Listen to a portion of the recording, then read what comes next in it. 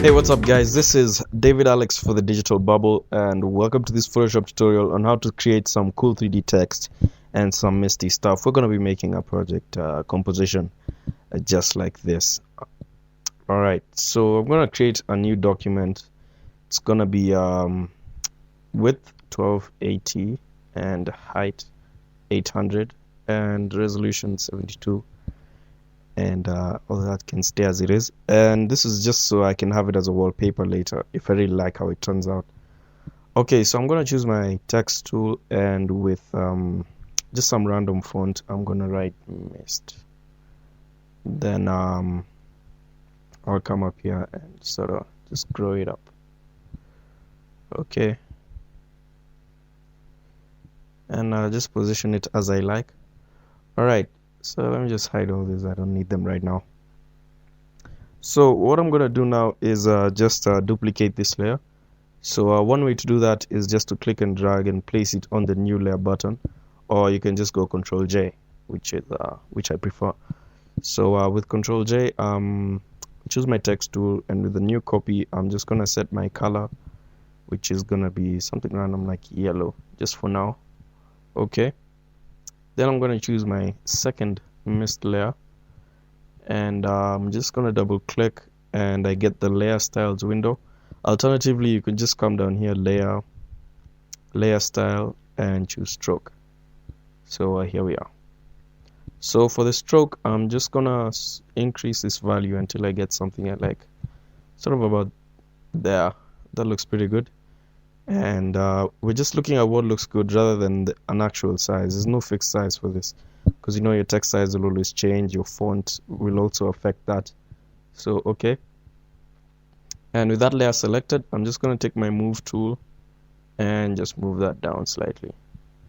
So you can see you're starting to get that sort of 3D effect, but we're also limited on how far we can take it, obviously. So I'm just gonna have it somewhere there where the dot of the eye looks pretty good, and I like how this looks so far. So what I'm gonna do next is just sort of make the top layer look a bit more, sort of add on to the 3D effect. So I'm gonna choose the top one, and I'm going to add a layer style, which is going to be inner shadow, and I'm going to switch off use global light. Set the opacity up to 100, and then while holding shift I can just click at the bottom here and set it to -90, so it gives us that sort of shadow. And I can increase the size slightly and maybe play with the distance, just depending on how much CD I want. So obviously not too much, so probably somewhere there. That looks good. Then I'll come down here to gradient overlay, and I'm gonna set it to screen. Opacity is 100, and set down the scale slightly, maybe move it down, and then set the opacity just slight, maybe a bit more scale. Okay, just to sort of give it that look that there's some lighting going on from the top. And finally, I'm just gonna add some drop shadow. Set the blending mode to normal and the color to that is same yellow or something similar. Switch off use global light, hold shift and place it at the top this time, and then just increase that size, decrease the distance slightly, and also I just want this to just like barely there, sort of like that. Alright, okay, so there I've created my 3D text, and what I can do now is sort of just apply now a sort of drop shadow down here. So I'm going to choose my stroke layer and I'm going to duplicate it, so Control J, and then I'm going to create a new layer above it. Control click on the mist down here and Control E. Now I've merged them together, so it's just this alone, it's rasterized, the layer style is gone. So I can just switch this back on, and I'm going to move it down here. And then the next step would be to convert for smart filters. So just come here to filter and convert for smart filters, and this just turns it into a smart object, and I'll explain why we're doing that in a few seconds. So what I'm going to do is come here to edit and free transform, and I'm just gonna move it down about there while holding shift just to keep it aligned, and I'm just gonna move it down maybe somewhere there, and then while holding control shift and alt, I'm just gonna sort of make it look like it's sort of at an angle, and just give it different modifications till I get something I like. Okay, I guess I'll have to do. Don't want to waste too much time. I think we can go up a bit, maybe there. All right, and you know, it sort of gives it that sort of angle thing going on. And the next thing to do would be just to set the opacity down about there, and then come over here and filter, blur, Gaussian blur, just to sort of remove that super clarity we got before. So that looks good enough, and maybe set this a bit lower. So the reason we made it a smart filter is because you know, if my Gaussian blur is a bit too not enough, I can just come down here, double click here, and I get my controls back. So I can tweak it as I wish, or alternatively, or rather, the other good thing about it is if I go Control T, it's just going to tell me it'll switch off Gaussian blur for a sec. Okay, and you can see my plane is still applied there, and you know, usually it would just make like a straight box, but now that it's a smart object, you know, it's keeping its plane as it was.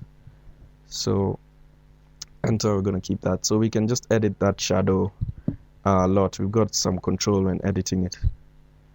Okay, cool. So next thing we can do is now create a background. Now, you know, white is too plain, so before I get started, I'm just gonna group all these together, so it doesn't stress me too much. So just select all of them, then hold shift and click on the group button, and they all go into one group, and then I can just rename it to mist text. And now, you know, it gives me the opportunity, if I try to transform, I can transform the whole thing together and just maybe shrink it down a bit so it fits a bit better. Cool. So to create my background, I'm just gonna create a new layer because I don't like editing the background. I'm gonna create a new layer down there. Select the gradient tool and sort of black to white. I think I'd rather have black to white, and just drag all the way out, like pretty much out of the thing. And then also want a white patch down there. So the good thing with creating this is that I can sort of move this down, or rather, let me just do that again, so it can sort of look like it's casting a lighting on the center there. That's about right, and I can sort of move this around, so that looks good. Then of course opacity can be just barely there. Alright, so the next thing to do is sort of set up that smoky, weird, misty look like we have here, and also we'll bring in this color a bit later. So let's come here again, and I'll just create a new layer, and then I'm gonna call this clouds, or rather mist 1. And what I'll do is go alt delete just to fill it with color. Then I'll come here, filter, render. I'm going to use clouds, which is just going to render that, and then image, or rather filter, noise, add noise, and 10% should do uniform monochromatic. Okay, and then I'll set the blending mode to multiply, and using the lasso, just gonna sort of just randomly select sort of around like that, and no real shape, just sort of trying to make an ellipse there. And then I'll just come down here and create a new layer mask, but of course I'm not going to keep it that way. I'll just come over here and feather it out. If you want to get to this, just come to window and choose masks, and you get this little window here, and you can just increase the feather to sort of remove that hard edge. If you don't have the masks palette, you can always use Gaussian blur or those filters. Okay, so I'm just going to move this down so I can have my text on top, and sort of just decrease this opacity. Then I'm going to take this layer again and Control J, so I have another copy, but just to give some variation, I'm going to rotate it 180 degrees. So I'll come Edit, Transform, and rotate 180 degrees, and then I'm going to set the blending mode to screen, so it sort of adds that white there, and this opacity can go up, and I can increase this since most of it has been cancelled out. And you can also add some variation just by repeating the clouds and noise filters again.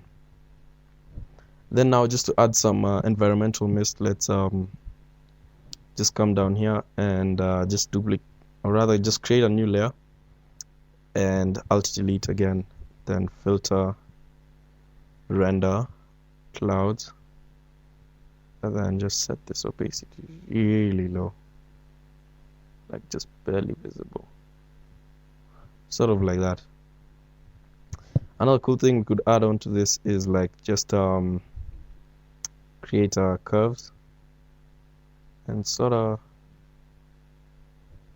or rather than making it a curves, can make it just group these together and then sort of add an adjustment to it just to make it look a bit bring out the whites and darken the darks, because that looks pretty cool, but I won't really go into that right now. Alright, so the next step to do would be now that we've set up our background and everything, the last thing to do would be to create some adjustments and a gradient map so we can get this bluish, yellowish sort of look. So this is how our picture looks right now, or rather it's pretty close to what we have here. And now just to add this color, we're going to use a gradient map. So just come over here to the adjustments button and create a new gradient map. And in the gradient map window, just have this somewhere here, just click there on the gradient so we can edit it ourselves.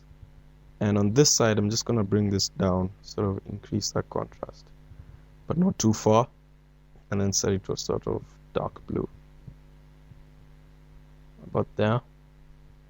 And then on this end, the white, just going to keep it there, add another stop there, and just add a sort of yellowish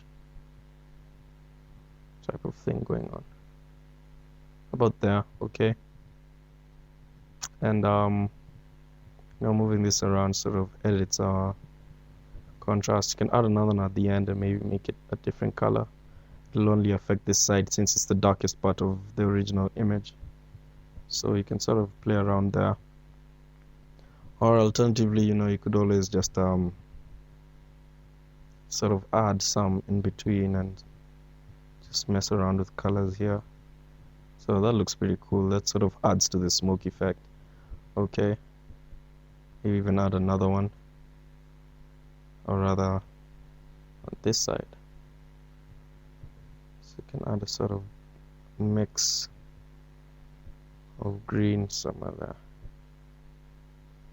So these are, it's really all up to what you really want, and you can sort of bring this out in case that contrast is too crazy, which it is. So okay, that looks good. And the good thing with gradient map is that it has a layer mask, so you can always just come here, control click, and just choose the gradient map and delete, or X delete, and you get your text back. Or in fact, rather than that, you could always move your text above it, so you get that. So no, I like it pretty much in here, and that smoke is looking really good. But that's it for this tutorial. We've just learned how to make some 3D text and how to add a sort of misty effect, and also how to mess around with the gradient map. And I hope you enjoyed this tutorial, and I'll see you on the next one.